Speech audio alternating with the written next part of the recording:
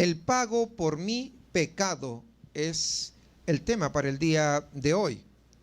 Y vamos al Evangelio de Marcos, capítulo 15, versículo 21 al 41, para continuar lo que estuvimos viendo el domingo anterior.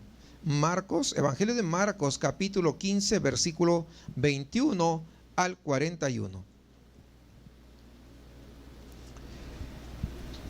Y obligaron a uno que pasaba, Simón de Cirene, padre de Alejandro y de Rufo, que venía del campo, a que le llevase la cruz, y le llevaron a un lugar llamado Gólgota, que traducido es lugar de la calavera, y le dieron a beber vino mezclado con mirra, mas él no lo tomó. Estamos hablando de Cristo, desde luego, no, él no lo tomó. Cuando le hubieron crucificado, repartieron entre sí sus vestidos, echando suertes sobre ellos para ver qué se llevaría cada uno. Era la hora tercera cuando le crucificaron, y el título escrito de su causa era El Rey de los Judíos. Crucificaron también con él a dos ladrones, uno a su derecha y el otro a su izquierda.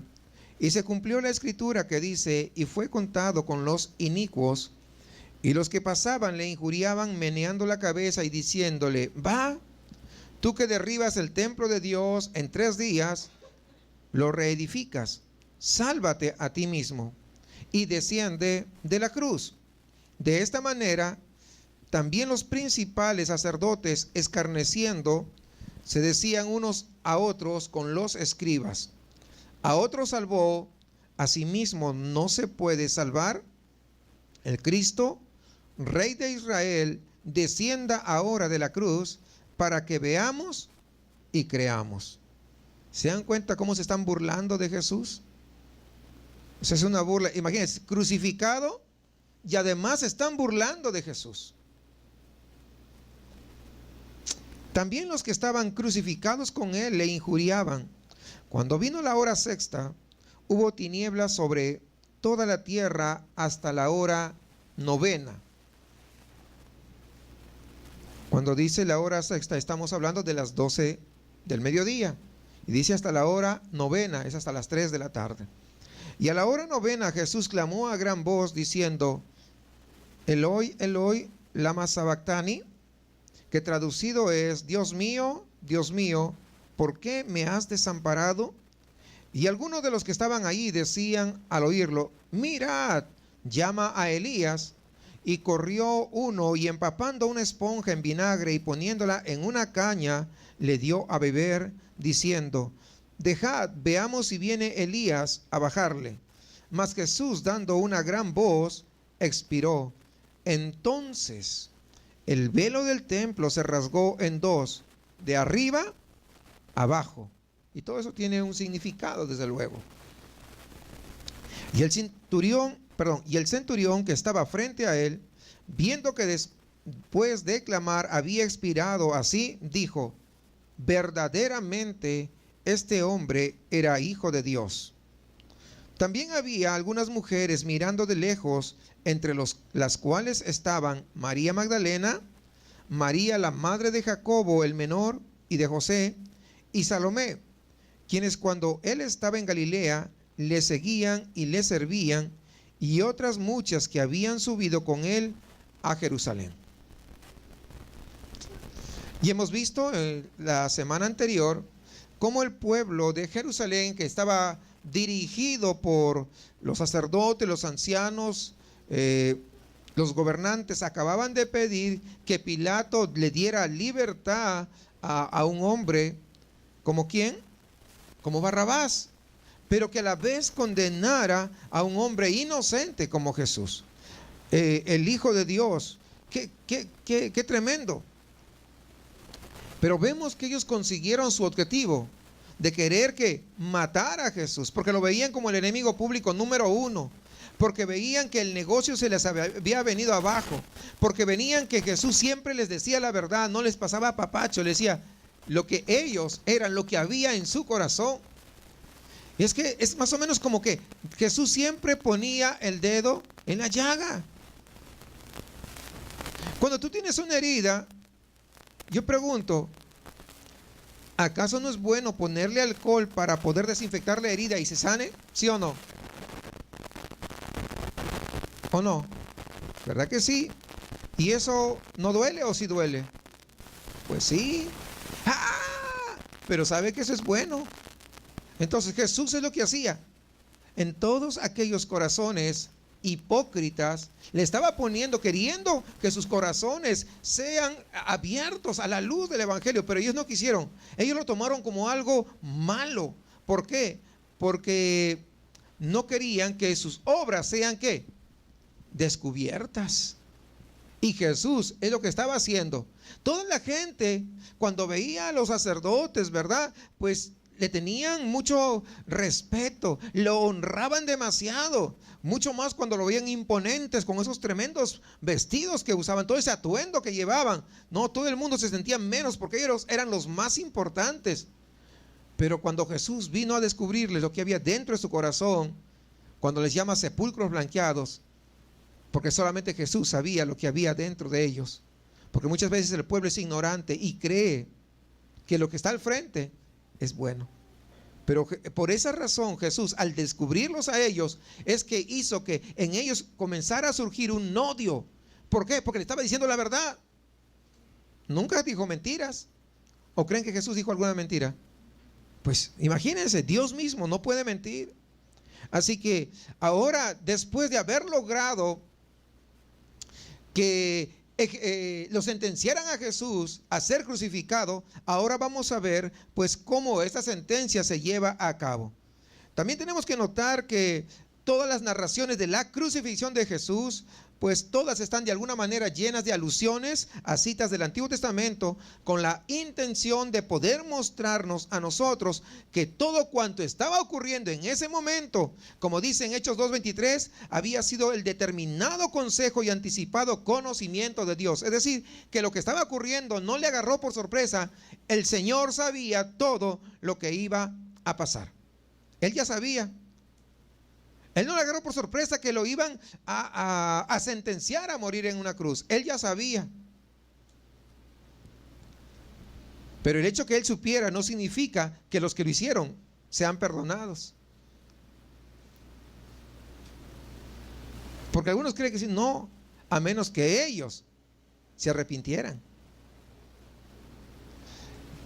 Ahora vamos a entrar, dice, y obligaron a uno que pasaba a que le llevase la cruz.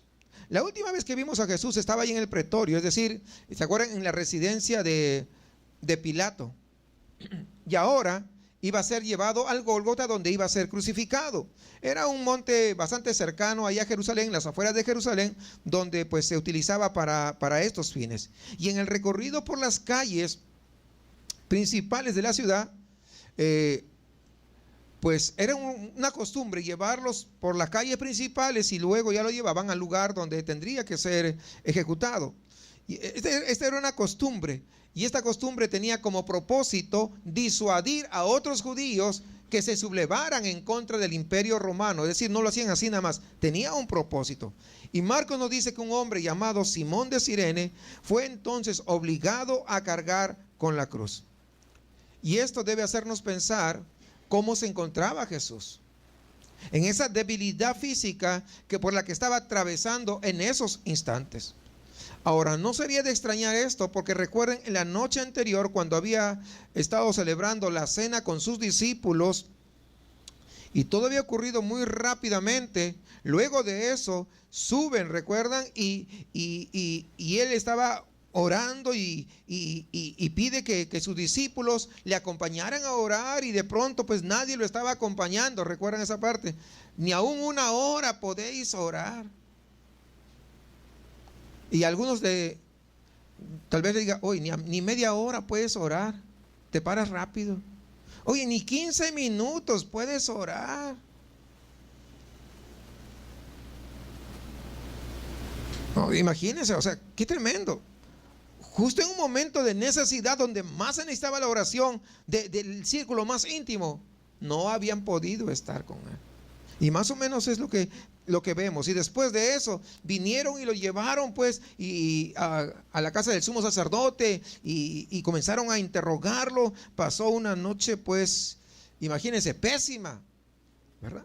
Y luego de eso amanece y lo llevan a Pilatos, y de Pilatos lo llevan a Herodes, y de Herodes lo regresan a Pilatos. O sea, hubo todo un itinerario bastante lleno de situaciones. Entonces, pero no solamente eran esas cosas, sino que ya lo hemos visto, lo escarnecieron y cada vez lo insultaban y le hacían pasar una y otra cosa.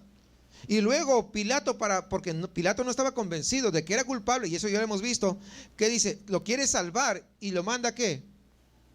A castigarlo, lo azotan para de alguna manera despertar compasión. Y lo hizo azotar, pero brutalmente. Y cuando finalmente decide condenarlo, lo entrega a sus soldados, que todavía tuvieron tiempo para burlarse de Jesús. ¿Recuerdan? Como comenzaron a burlarse, eso lo vimos el domingo anterior. Y si tenemos todo en cuenta, todo esto que estoy mencionando brevemente, pues Jesús debió haber estado bastante agotado, muy debilitado físicamente, al punto de no poder cargar su cruz. Y en cuanto a Simón de Cirene, pues es muy poco lo que sabemos de él. Cirene era una ciudad que estaba ubicada al norte del África, pero desconocemos cuánto tiempo llevaba aquí en Jerusalén. Sin embargo, resulta algo digno de resaltar. ¿Por qué? Porque aquí en la Biblia hace una referencia a sus hijos. Algo que habitualmente no se da en la Biblia. Por lo normal relacionan a la persona con su padre, pero en este caso relacionan al hombre con sus hijos. Y muchos han pensado, ojo, no lo dice la Biblia, pero muchos han pensado que tal vez Alejandro y Rufo eran creyentes conocidos ya en la iglesia. Por esa razón, cuando se escribió el Evangelio, lo mencionan como referencia. Esa es una creencia, no se puede, no, es una conjetura interesante, pero no se puede decir a ciencia cierta que así fue, ¿no? Así que este Simón fue el obligado a cargar la cruz. En realidad no era la cruz completa, en realidad era el madero transversal, porque la parte vertical ya estaba esperándolo allá en el lugar donde iba a ser crucificado, pero ni aún para eso tenía las fuerzas. Imagínense con todo lo que había pasado, qué fuerzas iba a tener. Ahora, por otra parte, Simón no se podía negar, porque si lo hacía, los romanos tenían la facultad de poder requisar a cualquier hombre para poder usarlo, que lleve una carga, lo que ellos quisieran. Es decir, los romanos gobernaban y los judíos lo único que tenían que hacer es someterse. Por eso es que ellos querían un Mesías, por eso que querían un líder que viniera y se opusiera a todos los romanos, porque es la mente del ser humano. Si yo quiero el Mesías, siempre y cuando me libere de la esclavitud de Roma. Yo quiero a Jesús siempre y cuando me sane. Yo quiero a Jesús siempre y cuando me arregle tal cosa. Yo quiero a Jesús siempre y cuando me dé esto o me dé aquello o me dé lo otro.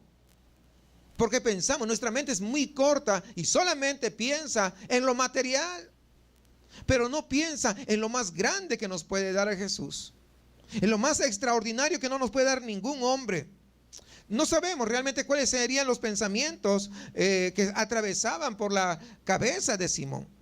Sin embargo, pues vemos que él hace u obedece a lo que le estaban diciendo. Estoy seguro que no le agradó que los romanos le obligaran a hacer esto. ¿Por qué? Porque para un judío tocar una cruz, recuerden, era un elemento de maldición, era lo peor. Entonces, pues no creo que lo haya hecho con tanto agrado, pero lo hizo. Y le llevaron a un lugar llamado Gólgota. Gólgota es una palabra aramea, hermanos, que significa calavera. Y tal vez deriva del nombre de la forma. Hay algunas tradiciones respecto a esto. Algunos, por ejemplo, creen que ese lugar al que iban a llevarlo es donde el día de hoy se encuentra la iglesia del Santo Sepulcro. Creen que es ahí. Otros dicen no, piensan que hay una colina llamada el Calvario de Gorgón y tiene la forma de calavera cuando se le ve. Entonces algunos creen que fue en esa colina. Pues la ubicación exacta del lugar no se sabe tampoco. No se sabe porque pues ha pasado mucho tiempo. Quizás lo más importante es que nos demos cuenta que el lugar estaba fuera de la ciudad. ¿Por qué es importante? Porque esto fue lo que la Biblia lo fija. Incluso Hebreos, fíjese lo que dice, Hebreos capítulo 13, versículo 12. Porque los cuerpos de aquellos animales cuya sangre a causa del pecado es introducida en el santuario por el sumo sacerdote, son quemados fuera del campamento. Por lo cual también Jesús, para santificar al pueblo mediante su propia sangre, padeció fuera de la puerta. O sea, aquí hay una relación muy estrecha entre el lugar donde fue crucificado y lo que estábamos narrando en este momento. Es decir, fue fuera de la ciudad, no fue dentro de la ciudad. Este pasaje de Hebreos entonces nos recuerda que la muerte de Cristo fue un sacrificio por el pecado ¿de quién? De todos nosotros. Por mi pecado, por tu pecado. Y yo no sé qué tamaño sea tu pecado o cuántos pecados hayas cometido, pero de todos ellos tenemos que tener la certeza, tenemos que tener la convicción de que la sangre que derramó Jesús es suficiente para poder perdonarnos. Porque imagínense, si no es Jesús, ¿a dónde iremos? ¿Quién nos podrá dar el perdón? Así que, y luego dice, y le dieron vino mezclado con mirra, mas él no lo tomó. Cuando llegaron allá al lugar en el que Jesús iba a ser crucificado, le están ofreciendo este vino mezclado con mirra que servía pues como un calmante, un adormecedor para poder menguar en algo los dolores físicos que estaba padeciendo. Pero Jesús no quiso beberlo, simplemente dijo, él ya tenía la firme intención de que se apurara esa copa amarga que estaba atravesando. Dijo, no, es más, yo no voy a tomar nada de eso porque yo estoy dispuesto a pagar hasta con la última gota de mi sangre. Pagar por todos los pecados. No quiero que nada vaya a menguar el valor del precio que yo tengo que pagar por toda la humanidad. Y esa es la razón. Y como veremos más adelante, el Señor permaneció consciente hasta el último momento cuando Él entregó su espíritu. Dice, y cuando le hubieron crucificado, quiero que sepamos un poquito del contexto. En los tiempos que Jesús llevaron a crucificar, habían muchas agitaciones sociales, había mucha turbulencia ahí en Palestina. Muchos se levantaban, ¿verdad?, para poder sublevarse, por lo cual mucha gente eran condenadas a ser crucificados. Jesús no era una excepción, habían muchos que eran crucificados. Y seguramente los soldados romanos que iban a crucificar a Jesús, pues tenían bastante experiencia crucificando personas. Así que me imagino que cuando le asignaron que crucifiquen a Jesús, lo llevaron como algo rutinario, algo que ya estaban acostumbrados a hacer. Los evangelios, ninguno de los evangelios describe con detalle cómo fue el proceso de crucifixión, pero hay otros documentos de la época que sí permiten de alguna manera llegar a conocerlo. Dice que en primer lugar al prisionero que iba a ser crucificado se le humillaba públicamente. ¿Cómo lo hacían? Desnudándolo. O sea, era una humillación tremenda. Luego se colocaba la cruz en el suelo, ¿verdad? Y ahí se acostaba al reo, al prisionero, con la espalda así, ¿verdad? Entonces, y las manos eran atadas o clavadas. Y después de eso, y los pies en la madera vertical, y después de eso, la cruz se paraba prácticamente, ¿no? Sabemos que en el caso de Jesús, tanto sus manos como sus pies fueron clavadas. Y eso hemos hablado en detalle en otro momento. Luego, pues la cruz simplemente, ya había una cavidad, levantaban todos y dejaban caer la cruz. Y la cruz con el peso pues se hundía porque ya estaba hecho el hueco, para que entiendan, ¿no? Ahí, y la cruz ahí se incrustaba, ¿no? Entonces, una vez que la cruz se levantaba, quiero que sepan, muchas veces hemos visto películas. ¿Cuántos han visto las películas de la crucifixión? Y usted lo ve a Jesús bien alto, ¿verdad que sí? Pero no es así. Cuando ya paraban la cruz, de los pies a la tierra había aproximadamente medio metro. O sea, no era tan alto como a veces lo vemos, ¿se da cuenta? ¿Cuántos han visto que sí era alto? Pues estaban equivocados, porque por ver películas. O sea, no, o sea, más o menos es medio metro, con lo que era posible. Imagínense, bien alto. No era muy posible la comunicación, pero cuando está a medio metro de altura, la comunicación es mucho más fluida. Y por eso lo que vemos acá, que se desarrolla, tiene mucho sentido. Una vez crucificado, pues quedaba suspendido allí, expuesto en total impotencia, porque ¿cómo se hacía? ¿No? O sea, imagínense, con ese sufrimiento, con ese dolor, con ese escarnio, al calor del día. Acá, por ejemplo, un poquito de calor, ya quieren mini split. Pero imagínense ahí Jesús. Estaba, imagínense ahí, con tremendo calor o el frío de la noche, porque algunos pues no morían instantáneamente, no morían en el mismo día. Algunos demoraban, incluso dice la historia, que demoraban días para poder morir. Es decir, tenían que soportar el calor extremo y el frío extremo. O sea, todo lo que se pasaba. O sea, la tortura podría propagarse, como digo, varios días. Y el reo iba muriendo lentamente, lentamente.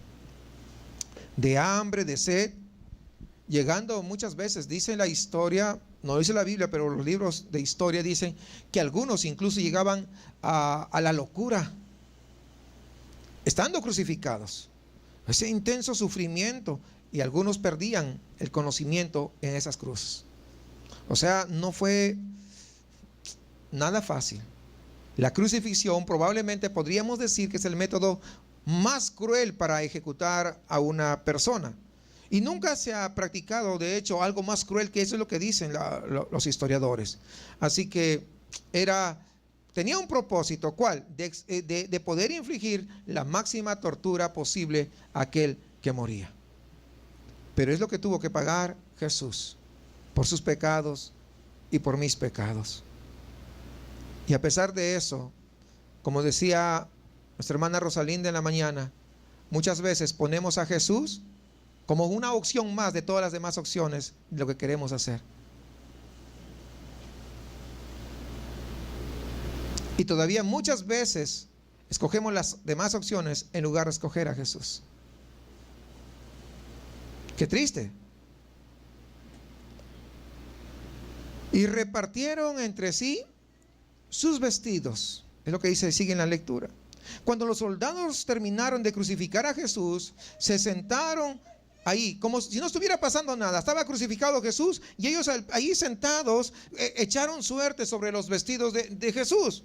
Y a nosotros nos parece, tal vez por nuestra cultura, extraño que estos hombres pudieran tener al lado a un hombre muriendo y ellos ahí jugando. Imagínense, ahí jugando, echándose suertes, repartiéndose los vestidos. Es medio raro, ¿verdad? ¿O no? Pero no para el mundo. Yo he visto casos en que a veces están los familiares del muerto, vamos a decir así. Están ahí en la capilla y la familia están al otro ladito repartiéndose cómo se van a dividir las herencias. Ahí en ese momento se da cuenta que el corazón del hombre no ha cambiado. Y le hablo de estos años, de estos tiempos. Se da cuenta que no ha cambiado.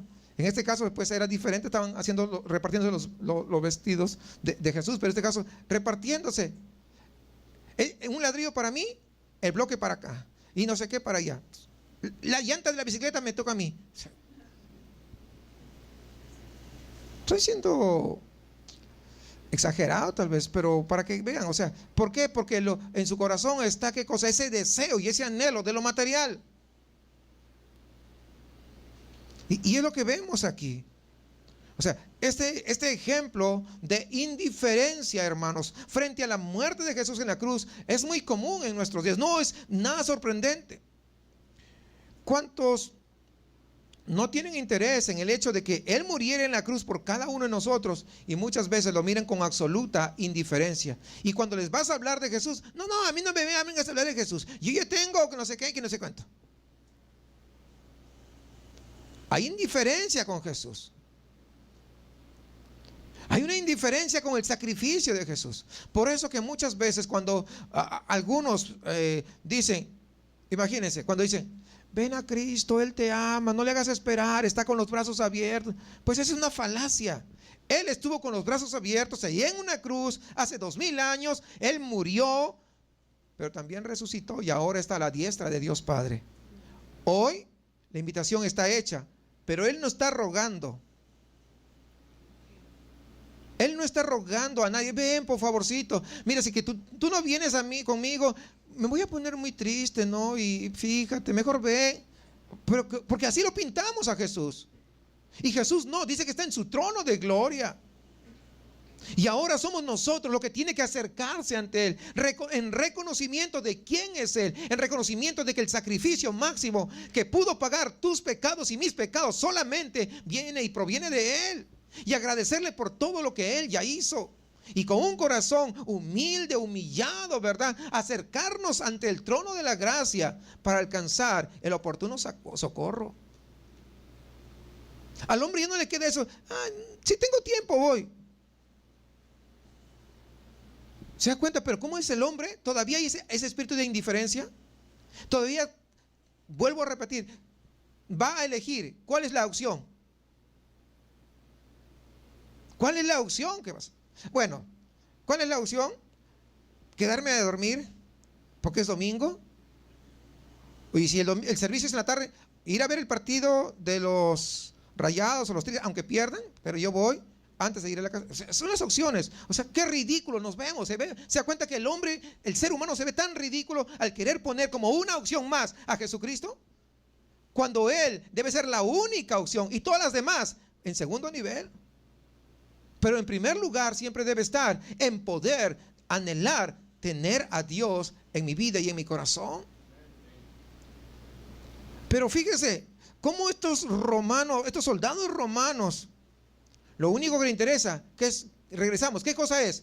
Lo material. ¿Se dan cuenta? Lo material, ¿no? Entonces, pero en cualquier caso, qué poco se llevaron de Cristo, fíjese.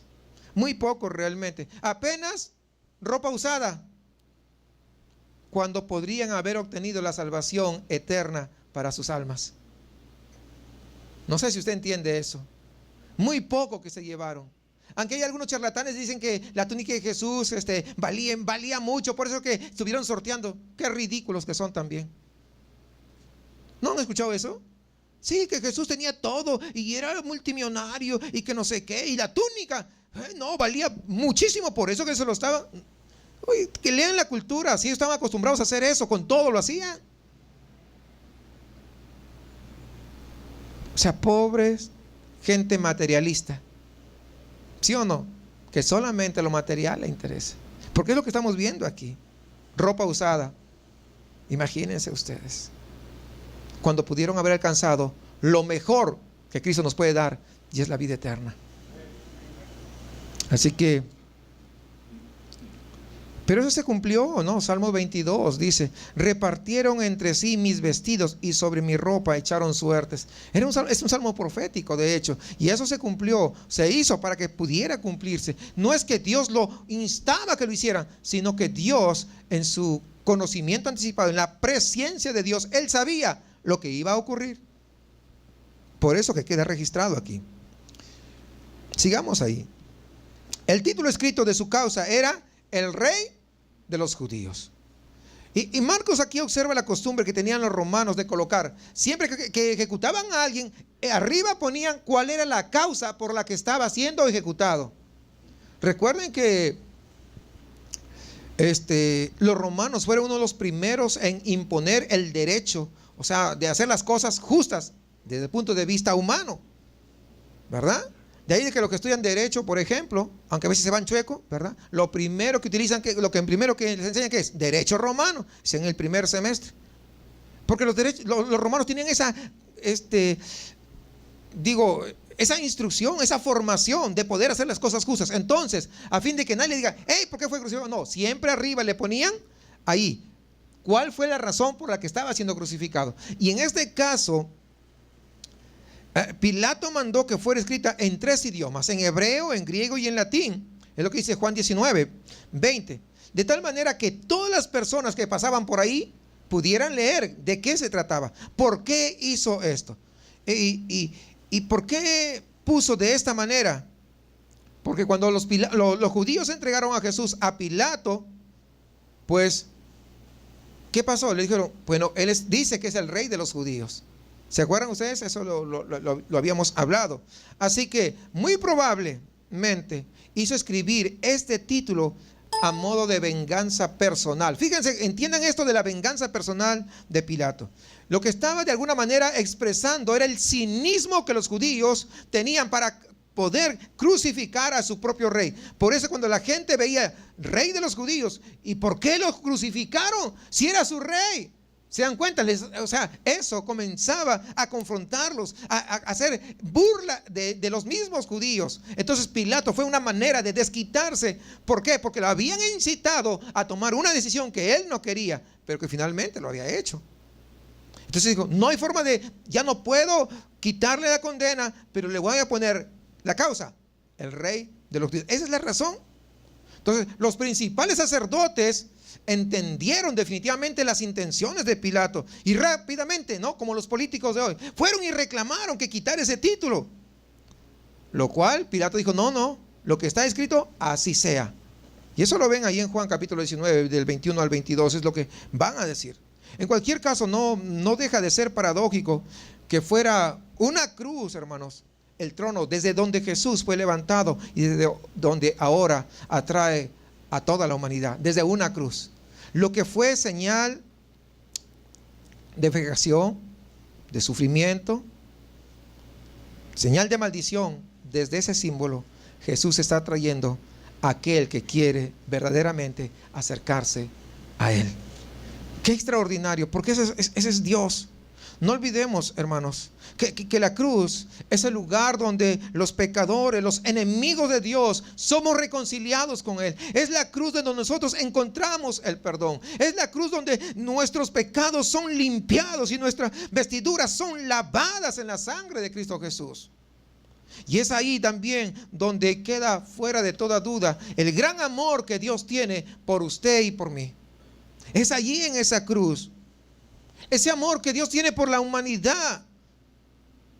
Y es esa cruz la que logra conquistar corazones endurecidos, con corazones que muchas veces no quieren saber nada con nadie. Esa es la cruz, el punto del encuentro entre el hombre pecador y el Dios santo, pero también Dios justo. Porque nosotros no podemos acercarnos tal como somos porque somos pecadores, somos inmundos. Sin embargo, es la sangre de Jesús la que nos perdona y nos limpia y nos hace libres de nuestro pecado y podemos acercarnos a Él. Muchas veces hemos escuchado que a veces las personas están mal, no saben nada de Dios, no les interesa las cosas de Dios, pero está yendo como en feria. Y algunos dicen, ¡ay, ora al Señor para que te ayude! No, primero arrepiéntete. No te puedes acercar a un Dios santo, así sucio. Pero la gente no entiende. Cree que Dios es como cualquier monigote, ¿no? Que le ofrece una manta y, ¿cómo se llama? ¿Manda? ¿Cómo qué? ¿Usted qué sabe? Ok. Bueno, esa cosa. Le ofrecen, y si lo haces, ya ahí voy. No, a Dios no se le puede manipular así. Y ese es el asunto, que creen que se pueden acercar a Dios así como están. No, hay que primero ir a la cruz para obtener el perdón de nuestros pecados. Y ya siendo limpios es que podemos acercarnos como un hijo se acerca a un padre. Muchas veces vives la gente con todas las telarañas en la cabeza. Y pueden llegar a la iglesia, pero siguen las telarañas acá. Y no han sido limpiados. Siguen con sus pensamientos materialistas. Hablando de lo que estamos viendo. No, mira, si voy a la iglesia son 2 horas y los domingos son 2 horas y media y yo puedo estar trabajando y avanzando más. ¿Qué está pensando? Materialismo. ¿No se da cuenta que si Dios quiere le quita la vida totalmente? Las 24 horas se lo quita. ¿O no? Pues sí. Pero a veces la mente materialista no piensa eso. Piensa que todo, para mí y el resto también para mí. Yo soy en primer lugar, también el segundo y también el tercero y el cuarto y el quinto y el sexto, o sea, todo es para Él. Mente materialista. Lo que no nos damos cuenta a veces, que mientras uno más trabaja, ganas más, pero tampoco te alcanza si no le dedicas a Dios como tiene que ser. Conozco gente que gana mucho dinero, mucho, y no le alcanza, porque siempre sus gastos son mucho más. Y conozco gente que gana muy poquito, es feliz, pero además le alcanza para cubrir todas sus necesidades, porque uno pone su mirada en Dios y no en lo material. Sigamos con la lectura. Dice: crucificaron también con él a 2 ladrones. En aquel día pues habían también otros 2 presos que fueron crucificados junto a Jesús, y Marcos los describe como ladrones, y la palabra que Juan utiliza para referirse a Barrabás así es también similar. Así que puede ser de que estos ladrones que está hablando pues sean también de la resistencia, combatientes juntamente con Barrabás, sean de la misma calaña. Y en este caso Jesús fue colocado que en medio de ellos, pues dice, uno a la derecha y el otro a la izquierda. Entonces Jesús, uno más de ahí, del montón, un delincuente más. Es lo que estaba más o menos, ¿no? Pero esta asociación no era nueva, no era nueva. Si ustedes recuerdan por qué se había caracterizado el ministerio de Jesús, pues por ese contacto permanente con los pecadores, al punto que los judíos comenzaron a menospreciarlo diciendo, eres amigo de publicanos y de pecadores, ¿sí o no? ¿Recuerdan ustedes ese caso? Sí. Y qué bueno que sea amigo de pecadores, porque si no, no me hubiera mirado a mí y no me hubiera perdonado. No sé si a ti. Y qué bueno que es amigo de pecadores, porque te mira en tu maldad y aún así no te rechaza, sino que si vienes arrepentido, Él te perdona todos tus pecados.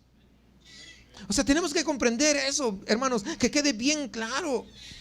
Aunque Él justificó ese contacto, lo explicó de la siguiente manera. Dice, los sanos no tienen necesidad de médico, sino los enfermos. Por lo cual nunca dejó Él, durante su tiempo aquí en la tierra, de estar en contacto con los pecadores hasta el último día.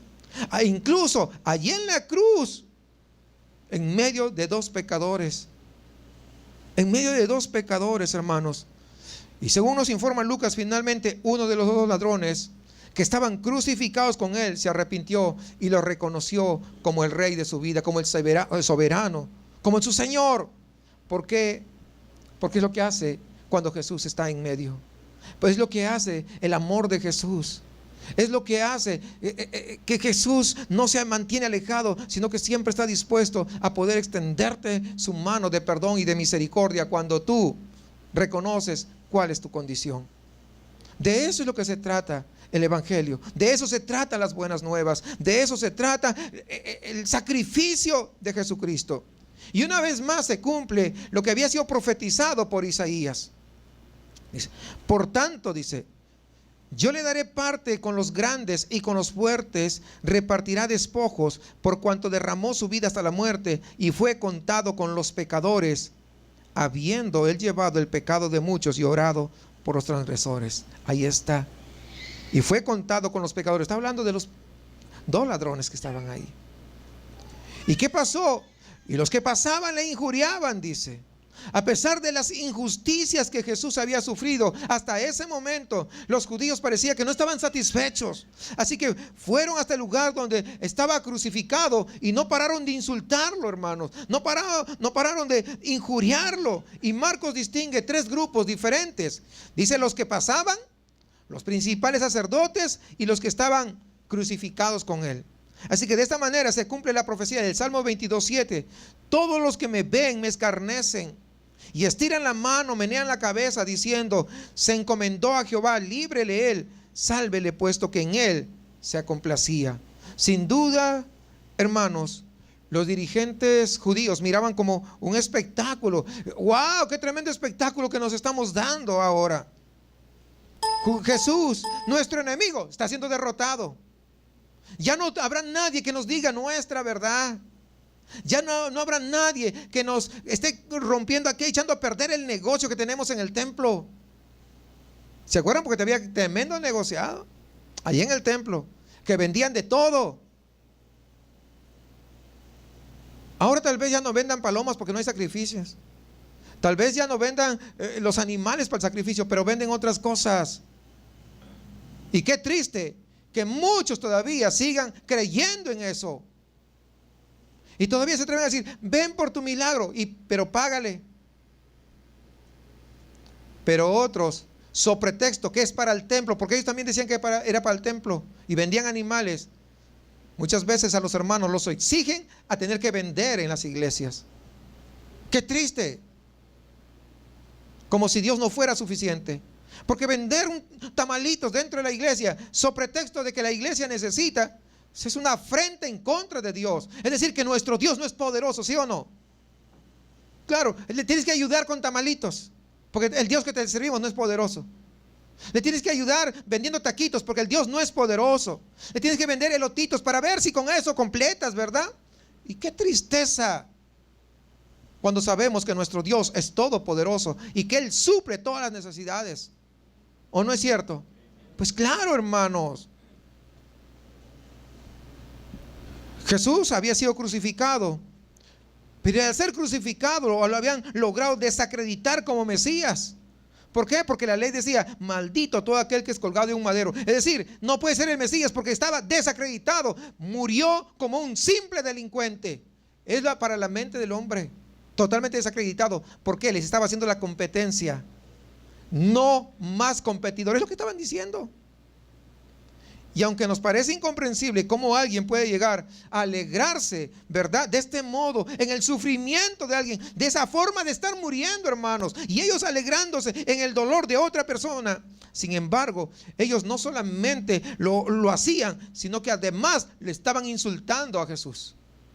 Porque ahora decían, ahora tenemos nosotros la sartén por en el mango. Ahora tú ya nos vas a decir lo que tenemos que hacer. No nos vas a decir hipócritas, no nos vas a decir sepulcros blanqueados, no nos vas a sacar a la luz nuestros pecados. Ahora te tenemos crucificado, por fin te vas a ir y para siempre. O sea, más o menos estoy tratando de que usted comprenda lo que los judíos estaban haciendo en contra de Jesús. Pero todo esto tuvo que ser muy doloroso, hermanos. Muy doloroso. Y quiero que veamos cuáles eran estos insultos, estas injurias en contra de Jesús, sabiendo que era inocente. Eso también lo hemos explicado en otro momento. En número 1, fíjense, tú que derribas el templo de Dios y en 3 días lo reedificas.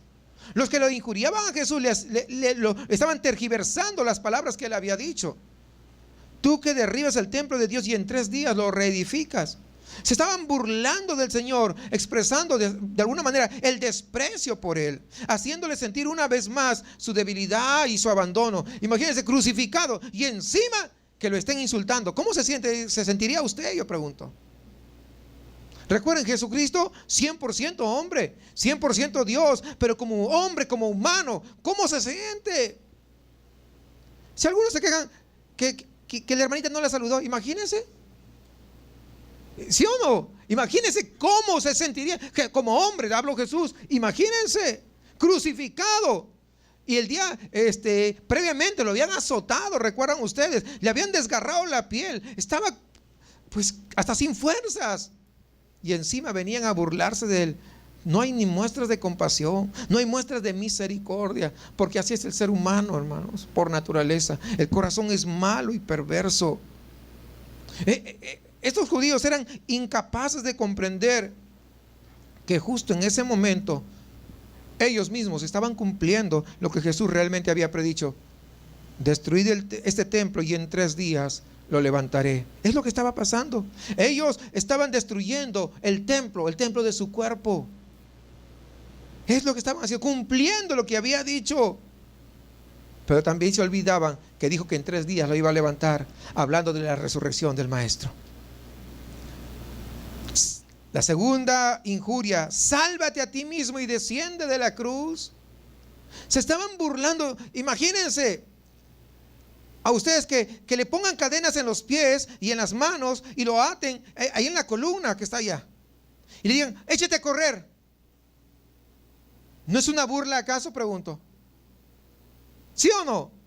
Pues es lo que estaban haciendo. Los judíos estaban desafiando: desciende de la cruz y comienza a salvarte de ti mismo. Y esta era la misma tentación que el diablo había intentado antes. No sé si ustedes lo recuerdan. Ahí en Mateo 4:8 le llevó el diablo a un monte muy alto y le mostró todos los reinos del mundo y la gloria de ellos. Y le dijo: todo esto te daré si postrado me adorares. En aquella ocasión, igual que en esta, había una invitación muy sutil. ¿Y cuál era? Evitar la cruz, evitar el martirio, evitar los problemas. Nadie logró entender que lo que le sujetaba a aquella cruz no era su impotencia, porque sabemos que Jesús es Dios y Él es todopoderoso. Es decir, no era la impotencia de no poder hacerlo, sino lo que le sujetaba a esa cruz era la obediencia y amor al Padre, pero el amor que te tenía a ti y a mí. Eso lo tenía sujeto a esa cruz. No es porque no podía, claro que podía, pero el amor que te tiene lo mantuvo crucificado a esa cruz. Si hubiera bajado de aquella cruz, tú no serías salvo, ni yo tampoco sería salvo.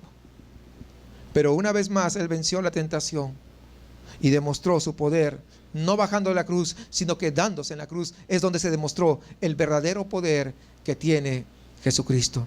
No lo olvidemos, el diablo no ha cambiado y sigue proponiendo a los hombres la salvación sin la cruz. Pero sin la cruz no hay perdón de pecados.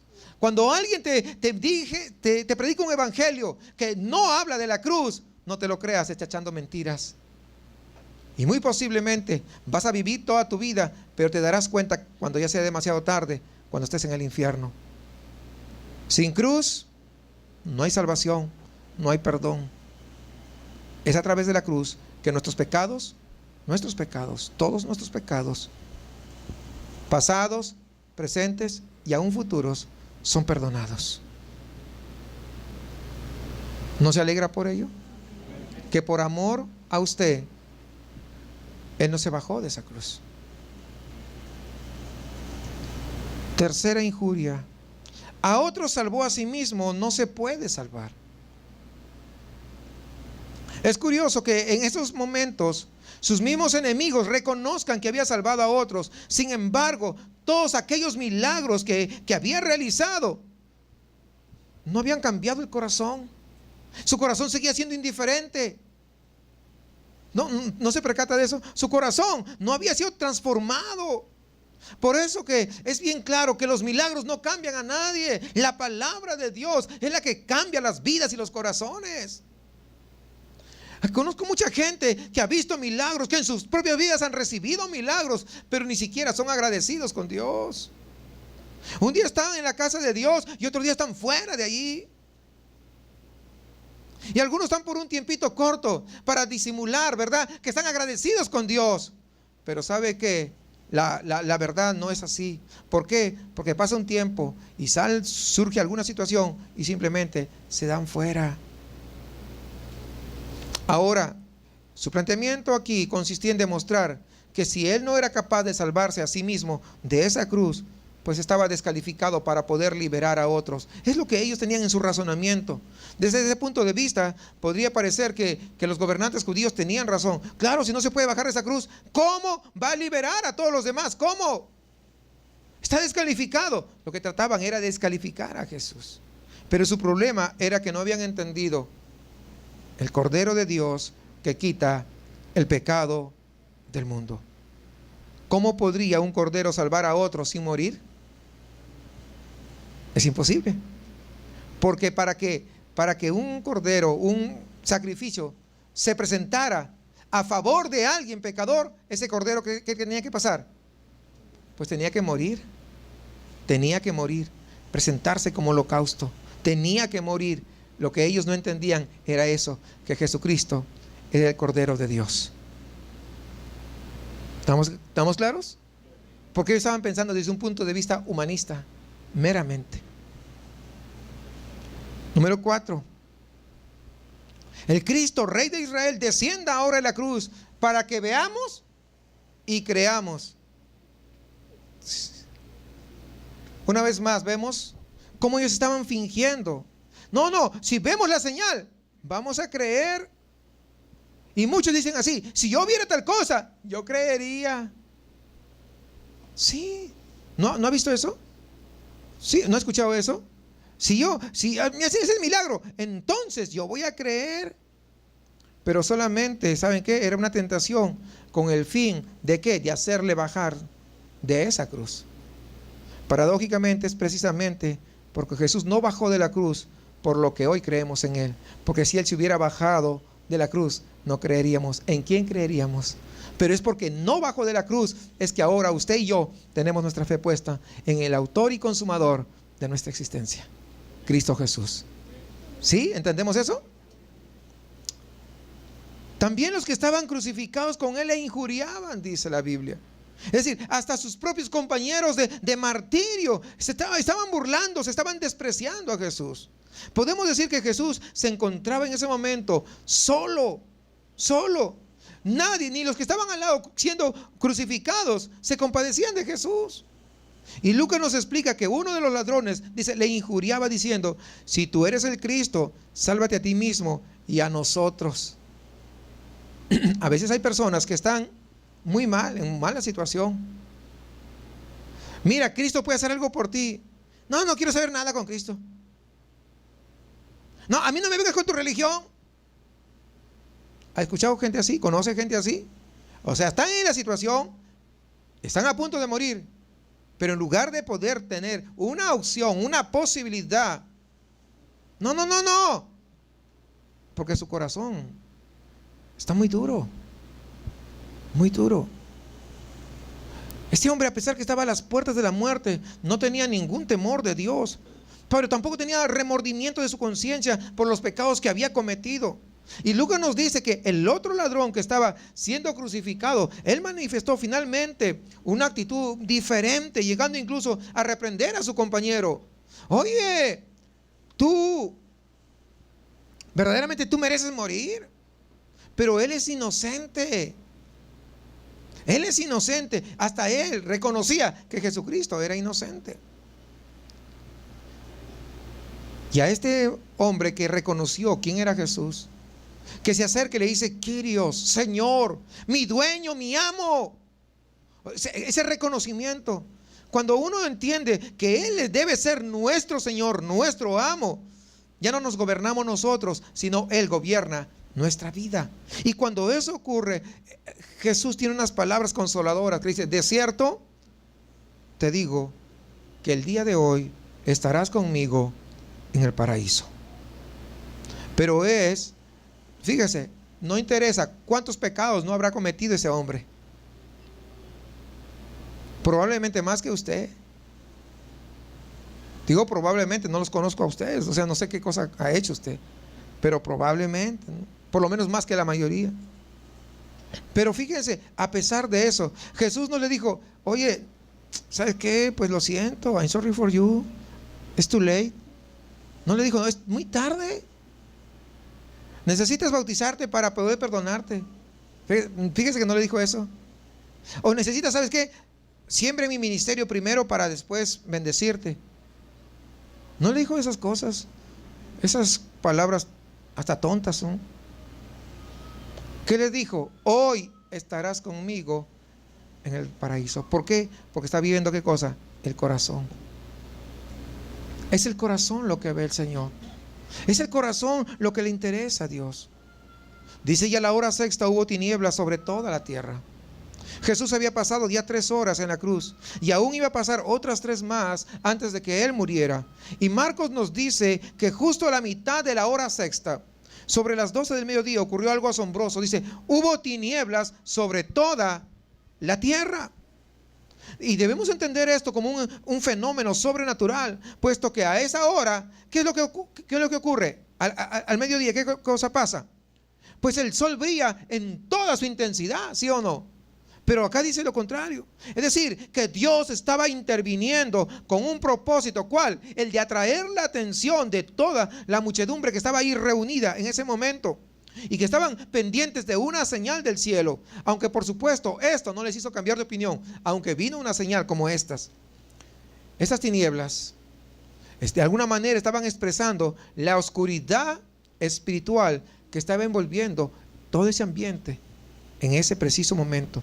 Y el simbolismo bíblico nos dice que las tinieblas significan separación de Dios. Y es lo que estaba ocurriendo en ese preciso instante. ¿Recuerdan? Las tinieblas que están afuera era una de las expresiones que Jesús lo había usado para referirse a ¿dónde? Al infierno. Entonces, por cuanto se trata de una exclusión, total, absoluta de la luz. ¿Por qué? Porque ¿quién trae la luz? Es Cristo. Dios es el que trae esa luz. Y cuando Dios no está en nuestras vidas, entonces hay tinieblas.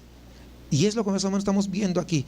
No es que Jesús estaba en pecado, es que en ese momento estaba cargando todo el pecado de toda la humanidad. Todos los pecados suyos, grandes y pequeños, todos los pecados del color y del tamaño que sean, estaban siendo cargados en ese momento ahí en la cruz. Hasta ese momento Jesús había sido abandonado por todos los hombres, pero en ese momento, justo un poquito antes, de repente podría decir: todos me han abandonado, pero el Padre todavía continúa conmigo, todavía hay esa relación. Pero al entrar esas tinieblas densas que cubrieron el Gólgota, que cubrieron a Jesús, en ese momento se sintió abandonado. ¿Por qué? Por una razón: estaba cargando todos los pecados de toda la humanidad. Y Dios es santo y no puede comulgar con el pecado. Y vemos que hay una separación en ese instante, con las palabras que Jesús dice: Dios mío, ¿por qué me has desamparado? ¿Por qué me has abandonado? ¿Por qué me has dejado? Todo estaba indicando, hermanos, la solemnidad de ese momento, cuando Dios, el Padre, estaba juzgando el pecado de la humanidad y estaba cargando sobre los hombros de su Hijo amado la culpabilidad de todos nosotros encima de Él. Y Pablo lo expresa de esta manera: al que no conoció pecado, por nosotros lo hizo pecado, para que nosotros fuésemos hechos justicia de Dios en Él. Hermanos, si el resultado del pecado es la separación de Dios al cargar con la culpabilidad de nuestros pecados en la cruz, Dios tuvo que apartarse de su Hijo. ¿Le dolió? Claro que sí. Pero tuvo que separarse, porque Dios no comulga con el pecado. Y tuvo que exponerlo a la ira, y tuvo que exponerlo a los juicios divinos. Por eso que dice en Isaías 59:2: pero vuestras iniquidades han hecho división entre vosotros y vuestro Dios, y vuestros pecados han hecho ocultar de vosotros tu rostro para no oír. Es decir, las tinieblas nos enseñan de alguna manera la gravedad del pecado a los ojos de Dios. Fue demasiado grave. Es como si hasta el mismo universo entendiera esto y se vistiera de luto. Estaba en oscuridad para no presenciar aquella escena tan dramática en la cual el Padre, que habían vivido juntamente desde la eternidad, el Padre y el Hijo, ahora estaban siendo separados, y no por voluntad de ellos, sino ¿por qué? Por tu pecado y mi pecado. O sea, todo el mundo lo había abandonado, lo habían traicionado a Jesús, pero todavía había comunión con el Padre. Pero en ese preciso instante, el Padre también lo deja solo. En ese instante, tu pecado, quiero que entendamos eso, que no se nos olvide, fue nuestro pecado, el pecado de cada uno, todos los pecados, los que separan al Padre. Y el Padre se aleja y deja solo, completamente solo, para que pague el precio que tenía que pagar. ¿Qué tantos pecados te ha perdonado el Señor? Dios mío, ¿por qué me has desamparado? Ese grito de desamparo de Jesús, que a su vez esto pues es un eco del Salmo 22, y en que describe gráficamente los sufrimientos internos del Mesías. Miren, Salmo 22 dice: Dios mío, ¿por qué me has desamparado? ¿Por qué estás tan lejos de mi salvación y de las palabras de mi clamor? Dios mío, clamo de día y no respondes, y de noche no hay para mí reposo. Miren, o sea, es una descripción de lo que estaba sintiendo Jesús en ese momento. Aquí se está describiendo esa ruptura entre el Padre y el Hijo, lo que constituye un misterio imposible de explicar. ¿Por qué sucedió? No lo sé. ¿Cómo sucedió? Tampoco no se puede explicar, es complicado. Cristo era Dios, el Padre es Dios. Como tal, pues no podría haber una ruptura dentro de la Trinidad, eso es imposible. Pero también Jesucristo era hombre, y en esa condición de hombre sí podía sufrir la separación del Dios Padre. Es en ese momento que estaba ocurriendo, era con Jesucristo hecho hombre. Estaba cargando todos nuestros pecados. Sin embargo, sabemos que Jesús fue perfecto, y por lo tanto no había ninguna razón para que pudiera cortarse, hubiera esa ruptura entre el Padre y Jesús. Sin lugar a dudas, esta ruptura de la comunión entre el Padre y el Hijo fue, ¿saben qué?, el mayor dolor de la cruz. Esta ruptura fue mayor que los latigazos que le dieron. Esa ruptura del Padre con el Hijo fue mayor o más dolorosa que los clavos que atravesaron sus manos y sus pies. ¿Por qué? Porque ahora estaba solo. Sabemos que sufrió con los padecimientos físicos. También sufrió por el abandono que sufrió de sus discípulos más cercanos. Pero nada fue comparable con la separación de su Padre. Quizás nosotros no lo entendamos. ¿Sabe por qué algunos no lo entendemos? Porque a algunos poco les interesa tener comunión con Dios. Y como no te interesa tener comunión con Dios, ni siquiera sabes lo que eso significa. Pero cuando tú te deleitas en la presencia de Dios, cuando tienes una comunicación estrecha con Dios, el día en que eso se resquebraja, ese día comienzas a llorar, ese día comienzas a desesperarte, ese día tú te das cuenta de que no tiene mucho sentido tu vida sin comunión con Dios. Pero muchos no valoran lo que estaba pasando aquí, porque tal vez tu vida no es una vida de comunión, ni siquiera nunca te enteraste qué cosa es tener comunión con Dios. Por eso que no lo valoras este momento, un momento trágico. Por eso que vemos en muchos lugares la gente, sí, murió, sí, pues, sí estuvo solo, pero no, ahí que pobrecito, como un perrito más que lo abandonan. Pareciera eso, básicamente, que tienen la idea de lo que está pasando aquí, pero es muchísimo más que eso. Y eso vas a comprenderlo, no en la real magnitud, pero por lo menos un poquito, cuando tú comienzas a desarrollar una comunión con Dios, cuando te desesperas por tener una comunión con Dios, cuando el día que de repente no has orado, sientes un vacío tremendo y sientes que algo grande te está faltando y que necesitas tener esa comunión con el Padre. De ahí que para poder entender esto es necesario tener la comunión con el Señor. Y sabemos que para Cristo esta relación era vital. Incluso podemos ver su dolor en la forma como Él se estaba expresando en su oración. Por primera vez, escúcheme, por primera vez Jesús no usó la forma habitual con la que siempre oraba. ¿Cómo oraba? Padre. Siempre empezaba dirigiéndose como Padre, sino que ahora le escuchamos dirigirse a Él: Dios mío, Dios mío. ¿Se dan cuenta? O sea, cómo cambia el sentido de sus palabras. Y todo esto manifestaba que en esos momentos la relación fraternal de padre a hijo, que había disfrutado por todo el tiempo, había sido cambiado. ¿Por qué? Por una relación judicial, donde el padre actuaba como el juez divino y el hijo era quien se encargaba de pagar la culpabilidad del pecado por la humanidad. Por eso que se dirige: Dios mío, Dios mío. Y esa es la razón.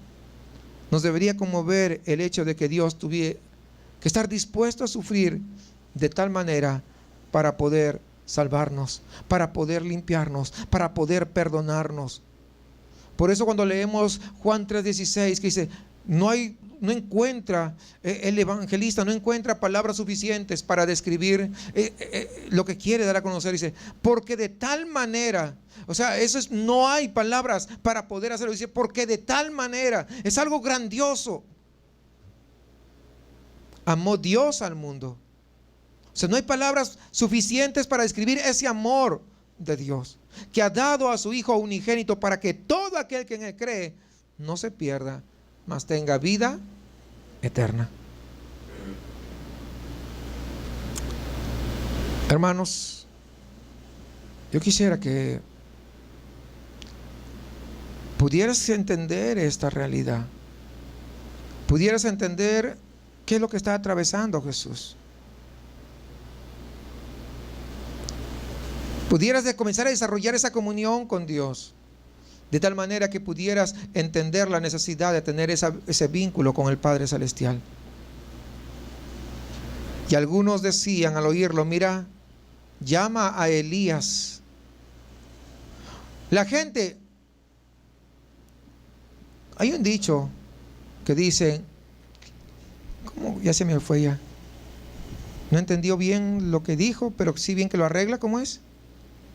¿Algo así? Ah, ¿cómo te lo sabes? Así pasaba acá. O sea, ellos, mira, llama a Elías. Y Jesús no estaba llamando a Elías. Estaba diciendo otra cosa totalmente diferente. Pero ellos no entendieron y lo confundieron. Ah, está llamando al profeta Elías. ¿Por qué? Porque en hebreo, Dios mío, suena como una forma parecida al nombre de Elías. Pero lo acomodó. Lo acomodaron ellos. En cualquier caso, lo que queda claro es que aquellos que estaban presenciando la agonía de Jesús no estaban entendiendo la gravedad del asunto. O sea, no le estaban dando importancia a lo que estaba ocurriendo delante de sus ojos. Y entonces estaban buscando cualquier cosa. ¿Para qué? Para burlarse. Estaban buscando cualquier cosita. Ah, está llamando a Elías. Y comenzaron a echarle carro. Y esto sigue hasta el día de hoy. Algunos ni siquiera saben la Biblia, pero creen que saben la Biblia. No, pero la Biblia dice esto. Y no se dejan explicar. Y se quieren burlar, porque siempre tratan de burlarse de un cristiano. Y luego dice, empapando una esponja en vinagre, le dio a beber. Vimos que al comienzo de la crucifixión los soldados le habían ofrecido a Jesús ya vino mezclado con mirra, que era una bebida que servía para atenuar, ¿verdad? ¿Cómo se dice? Como una anestesia, un analgésico. Pero él lo había rechazado de plano. Pero después de 6 horas, colgado en esa cruz y bajo el sol abrasador del mediodía, Jesús gritó: tengo sed. Y fue entonces cuando le ofrecen ese vino agriado, y era muy común entre los pobres. No era ese vino que usted se sirve en su restaurante favorito, no, era vino, pero de los pobres. No era vino, tal vez se podía considerar como un vinagre. Y ese vinagre se tomaba, era una bebida para calmar la sed. Entonces lo que hicieron es realmente acercarle para que calme la sed. Y aquí nos encontramos de nuevo con esa compenetración exacta entre la profecía bíblica y los acontecimientos históricos. Y en esta ocasión, mire, Salmo 69 lo que dice: el escarnio ha quebrantado mi corazón y estoy acongojado. Esperé quien se compadeciese de mí y no lo hubo. Y consoladores y ninguno hallé. Me pusieron además hiel por comida y en mi sed me dieron a beber vinagre. Lo que pasó, lo que estamos viendo que pasó. Profecía cumplida nuevamente.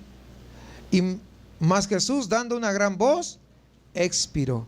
Marcos no explica lo que Jesús dijo cuando dio esa gran voz, pero podemos verlo en los otros evangelistas. Por ejemplo, Lucas 23:46 nos dice: entonces Jesús, clamando a gran voz, dijo: Padre, en tus manos encomiendo mi espíritu. Y habiendo dicho esto, expiró. Juan 19:30 dice: cuando Jesús hubo tomado el vinagre, después de haber dicho tengo sed, que le dieron el vinagre, después de eso dijo: consumado es, y habiendo inclinado la cabeza, entregó el espíritu.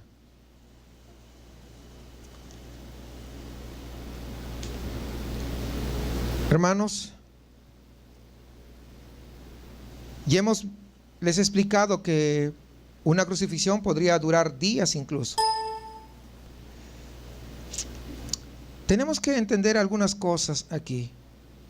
No debemos entender que esa gran voz como un lamento desgarrador de alguien que ha sido vencido, sino que esa voz, esa gran voz que se menciona acá, debe entenderse como una voz de triunfo de quien ha consumado la orden de redención al mundo entero. Es una voz de triunfo, una voz de victoria, una voz que dice: lo hice,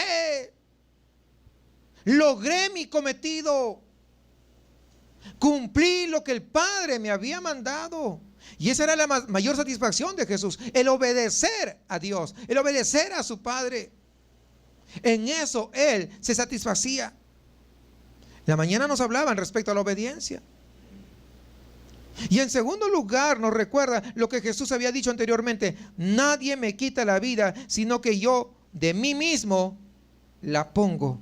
Y en ese caso no fue la muerte la que se acercó a Él, sino que fue Él mismo quien salió al encuentro de la muerte. ¿Por qué? Porque quería terminar la obra que había empezado. Entonces el velo del templo se rasgó en dos. Parecía que los principales sacerdotes habían triunfado. ¿Por qué? Porque eran los que le habían acusado a Jesús. Habían desgarrado la vida de Cristo, habían destrozado las esperanzas de sus seguidores. Y en el templo ocurre algo asombroso. Ese enorme velo que separaba el lugar santísimo del lugar santo, dice que se rasgó de arriba hacia abajo. Ojo, de arriba hacia abajo. ¿Y qué significa? Pues debemos notar que cuando es algo de arriba hacia abajo hay una implicancia. La implicancia es que fue algo de Dios. ¿Por qué? Dios está arriba, nosotros abajo. De arriba hacia abajo, rompió. Y esa fue la primera respuesta del Padre a la oración de su Hijo y la primera consecuencia de su muerte, porque a través de lo que estaba haciendo, estaba llevando sobre sus hombros tu pecado y mi pecado. Y la primera acción es romper ese velo que separaba antes a toda la humanidad de la presencia de Dios. Y dijo: a partir de ahora no hay más separación. Ahora todo el que quiera puede acercarse a mí, porque en mí tendrán la vida eterna. Es lo que estaba pasando. Y nos podemos imaginar los ojos desorbitados de los sumos sacerdotes en aquel momento que estuvieran los que estaban en el templo, ver que ese velo se rompe, porque nunca había ocurrido eso. Solamente una vez al año el sumo sacerdote entraba al lugar santísimo, nadie más. Pero los que estaban oficiando, al ver que se había abierto, se había rasgado todo el templo, entonces tuvieron temor. ¿Qué va a pasar ahora? Suponemos que lo que estaban haciendo en ese momento, todo se quedó paralizado hasta que nuevamente volvamos a poner un velo. No podemos seguir así. No sabemos realmente cómo interpretaron ellos todos estos hechos, pero los primeros cristianos entendieron rápidamente este significado glorioso. Lo más evidente, como explica detalladamente el autor de los Hebreos, es que el camino al lugar santísimo, que hasta ese momento estaba cerrado, ahora había quedado abierto para todos por la muerte de Cristo Jesús, y que nunca más volvería a estar cerrado. Todos los hombres que lo desean ahora pueden acercarse a Dios con confianza gracias a Cristo. Las barreras entre el hombre y Dios han sido eliminadas. Todo esto es asombroso. Después que la humanidad mató al Hijo, fíjese, mató a Jesucristo, lo lógico hubiera sido que Dios hubiera tomado algún tipo de represalia contra la humanidad, ¿cierto? ¿Sí o no? Pero vemos, y lo hubiera hecho con toda justicia. ¿Quién podría quejarse? ¿Quién? Sin embargo, a pesar que merecíamos recibir el castigo de parte de Dios, pero en lugar de eso, ¿qué hace Dios? Rasga el velo del templo, mostrándonos así que no estaba planeando una venganza. Qué extraordinario, sino que en su infinito amor estaba abriendo su corazón para poder perdonar y recibir a todos los sedientos, para poder recibir a todos aquellos que se quieren acercar con todo su corazón. Aquellos que en su odio crucificaron a Jesús, ahora se les da la bienvenida. Tú crucificaste, pero ahora te doy la bienvenida para que regreses a Él, dándoles la posibilidad de poder arrepentirse. Pero en otro sentido también podemos pensar que por medio de este velo rasgado, Dios estaba manifestando el abandono de ese templo. ¿Cómo podría seguir Dios en aquel centro religioso que tanto había odiado a su Hijo y lo odió tanto para llevarlo a crucificar? ¿Cómo podía permanecer Dios en ese lugar, en aquel lugar que ni siquiera merecía llamarse casa de Dios, porque lo habían hecho una cueva de ladrones? Entonces dijo: no puedo seguir más en este lugar.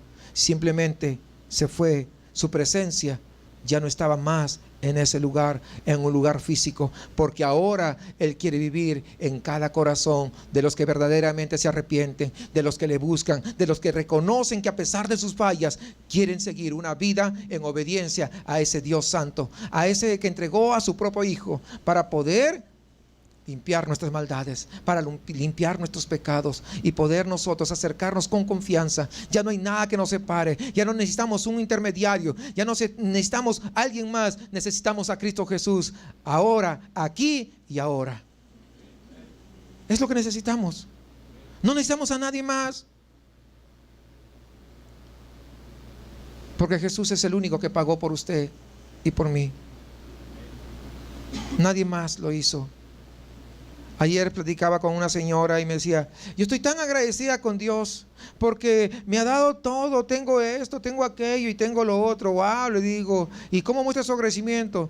Pues yo respeto a Dios. ¿Y eso muestra agradecimiento? Le dije, no.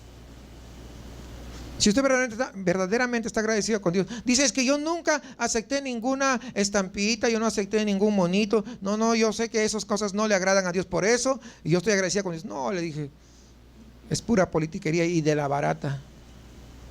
No le dije así, no, es lo que pensé, pero le dije, la forma de poder demostrarle que uno está agradecido con Dios es obedeciéndole. Obedeciendo a Dios. Y para que obedezca a Dios, usted tiene que saber lo que Dios dice en su palabra. Y para que sepa lo que Dios dice en su palabra, usted tiene que leerla. Pero como usted no es maestro, entonces tiene que ir a la iglesia donde se le va a enseñar qué cosa dice Dios respecto a nosotros y someternos a su palabra. Es la mejor muestra que podemos darle a Dios de agradecimiento con nosotros. ¿Por qué? Porque nosotros somos tan débiles, nosotros somos tan pequeños, nosotros no merecemos nada. Sin embargo, Él merece toda honra, toda gloria, todo honor, todo respeto merece Él por todo lo que Él ha hecho a nuestro favor. Nosotros, hermanos, a veces queremos portarnos a la altura de Él, y muchas veces tengo la opción de poder estar en la casa del Señor, pero prefiero hacer otras cosas porque tengo otras posibilidades, tengo otras alternativas. Tienes otras cosas que escoger. Pero ya veíamos en la mañana y los versículos están bien claros respecto a qué es lo que Dios demanda de sus hijos. ¿Qué es lo que demanda? Obediencia. Obediencia. No te demanda tu dinero. No te demanda que tú hagas esto, aquello, lo otro y sacrificios. Y no. Te demanda obediencia. Porque si tú no lo haces, otro lo va a hacer. Si tú no traes tu ofrenda, otro dará suficiente para poder cubrir las necesidades. ¿O no? O si alguien dice, no, yo no voy a dar ya con eso. Porque a veces tenemos la idea de eso. A veces personas que no han conocido, no han valorado realmente todo lo que Jesucristo ha hecho, creen que porque ellos no lo hacen, nadie lo va a hacer. No lo dicen, pero es lo que traen en su corazón. Si yo lo doy a Dios, si yo hago esto, no, pues estoy perdiendo tanto. Qué tristeza, porque lo que van a ganar serán unos cuantos pesos, pero estando en la casa del Señor ganas mucho más. ¿Por qué? Porque no es honra de hombres, es la honra que recibes de parte de Dios. Y eso es más importante, es mucho más valioso que todos los pesos que podamos sacar, ¿o no? Pero a veces pensamos así. Hermanos, que el velo del templo se rasgó también simboliza la abolición del antiguo pacto. ¿Por qué? Porque eso estaba establecido en el antiguo pacto. Y al romperse ese velo, pues está simbolizando con mucha claridad que el antiguo pacto había sido abolido. Y tendría que desaparecer, pues tarde que temprano, por completo. Y esto ocurrió definitivamente en el año 70 después de Cristo, cuando los romanos destruyeron el templo y la ciudad. Hay que entender, hermanos, todo el significado de esto. Algo tan grandioso, algo tan maravilloso. Antes usted tenía que presentarse al templo, ir al sacerdote y que el sacerdote presentara su holocausto para poder ser perdonado sus pecados. Ahora usted directamente no necesita de nadie más. Usted se puede acercar directamente.